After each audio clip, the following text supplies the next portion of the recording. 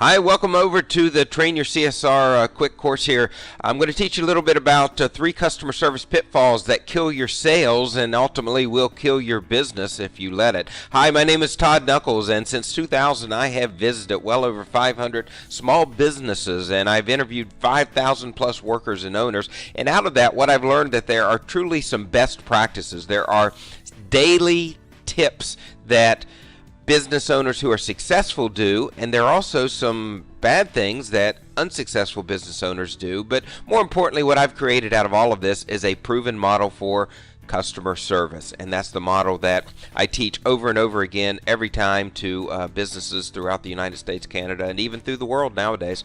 So what I've learned through this model is a couple of real quick tips of what actually kills your business more than anything else, and I'm going to share those with you today.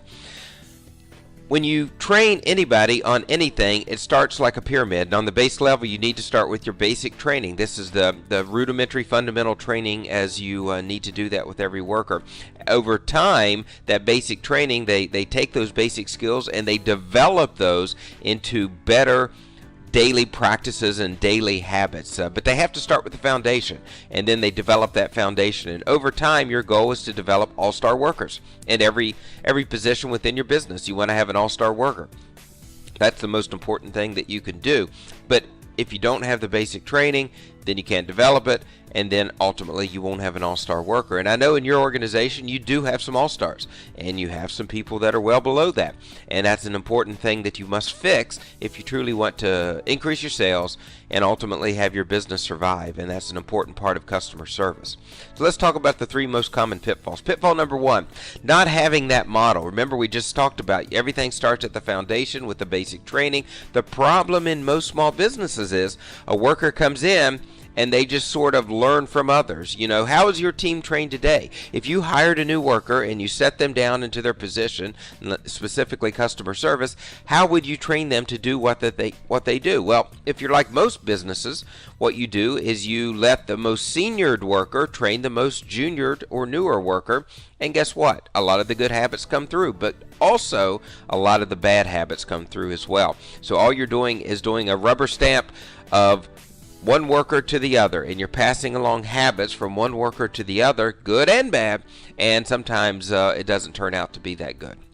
You must have a proven model. Everybody must start with the same basic training so that they learn the simple scripts. They learn how to dress. They learn how to communicate with customers. They learn how to do things such as answer the phone and give directions and all of that. All of that starts with the basic understanding of your business and the basic models going on there. Here's pitfall number 2. Assuming they know all the basics, many times they don't walk in the customer's shoes. They don't think about the customer, because the customer is ultimately the most important part of all of this. And with all businesses, you really have 2 types of customers. You have opportunity customers and you have uh-oh customers. And you could be a type of business that has a blend of both, but for many, it's one or the other. And so you have to understand what type of customer is usually calling in, walking in, clicking on your website, sending you email messages, responding to your posts, whatever the case may be. Are they opportunity or are they uh-oh customers? And let's take a look at the first type. Opportunity customers would be the type of customer that has coming in, let's say, because they want to lose weight at a fitness facility, or they're coming in because they want to buy a new dress or flowers for an event or something like that. It's an opportunity, and these customers tend to have less sense of urgency, and that's because they've taken some time. They've planned it out. They're in a better mood with what they're doing when they're walking in the front door. They put in a lot of thought. Maybe they've researched your fitness facility versus 5 others in town, or they've come to you because you have the type of dresses that fit them the best, or the type of clothing that fits them the best. They've thought about it. They're ready. They're more prepared. And so your job in this customer service experience is to make it easy for them to purchase from you, easy for them to communicate with you. All of that should follow through. It should just flow through. You should just make it a dream experience, and that's what they'll tell people about. On the flip side of that, you have uh-oh customers. Let's say maybe you're a plumber or a roofing company, and with that, what you have and probably get a lot are customers that have a sense of urgency. Uh-oh, my pipe just burst. What do I do? Uh-oh, my air conditioner just went out. What do I do?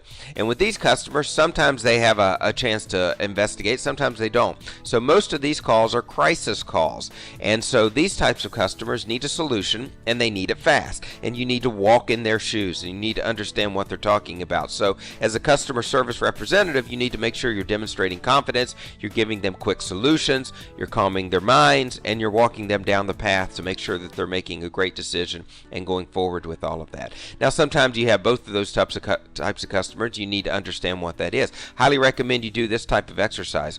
Sit down, find out what type of customers do you primarily have. If you have both, then create a solution for both. But for most of you, it will be one type of customer.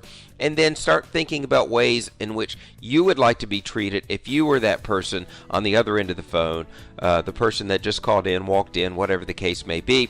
That is how your training should begin with everything on the customer service experience. And so start thinking about that. That's an important part, and that's pitfall number 2. Walking in the customer's shoes. Also, couple things here that I want to bring to your attention. No idle promises. Idle promises are the types of promises where you overpromise and underdeliver.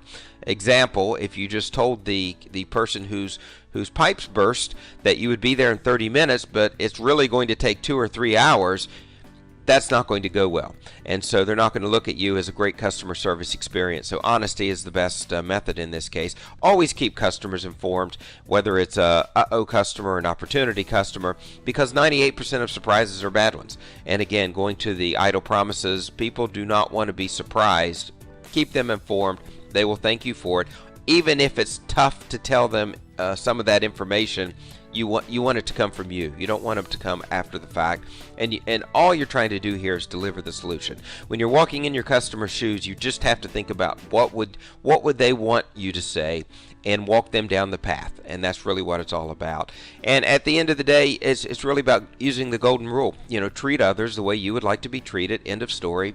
Make that your rule, and walk backwards from there, and make sure you are walking in the customer's shoes. Okay, here's pitfall number 3. Knowing your stuff. Maybe you have the best personality. You can walk in the customer's shoes. You know your scripts. You know how to greet a customer and make their experience phenomenal, but do you know your product knowledge? Product knowledge is the key to turning a basic customer service team into an all-star customer service team. And so you must be able to describe everything that your business sells in great detail. You must be able to recommend what products naturally link together. When they're buying product A, you should offer them product B and C because it's a natural fit. It obviously will help to increase the sales for the business you work for as a customer service member, but it really will enhance the customer's experience too. You also need to understand the industry in which you're a part of. The business you work with as a customer service person is just one small part of an overall business model, and so you have to understand the big picture in which you're a part of and be able to see how you fit in, describe why you're better than others within this broader market. The Know Your Stuff exercise, I recommend that you sit down, you write down all of your products, your core product lines that you deal with in your business. You create scripts for each product. Every customer service member must be able to describe those scripts in detail, word for word, exactly how you want them to say it. But then also they need to understand what needs to go on from there. And I would test and record each of them doing this. They should also be able to offer suggestions, again, for linking products. Product A should link with product B and product C, and sort of like McDonald's does when they say, hey, do you want fries with that? Which really is an upsell in a much more natural way. And so you need to be able to do that as well. And same thing for industry. What does your industry do? Make sure everybody who works for you understands truly what your industry does and how your company fits into that overall model with everything on there. Again, my name is Todd Dunkles. I'm going to give you 22 more pitfalls for free. Just take a look below. I'm going to send you a little checklist that'll allow you to rate your team on 25 total pitfalls, 3 of which we talked about today, 22 more, and then you're going to be able to compare yourself and see where you really need to do some work. I appreciate you taking some time there. Fill out your information below, and I'm going to send that right over to you. You have a wonderful day. Talk soon.